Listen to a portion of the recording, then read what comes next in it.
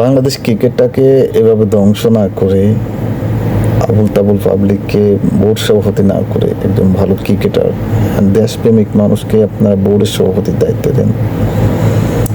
আর যে ক্রিকেট ক্লাবগুলো আছে এগুলোকে দুর্নীতিমুক্ত করেন। অ্যাটলিস্ট সাধারণ মানুষগুলোকে, সাধারণ গ্রামগঞ্জের প্লেয়ারগুলোকে, যারা এখনো ভালো ভালো ফর্মে ভালো খেলে, তাদেরকে উঠে আসার সুযোগ করে দেন।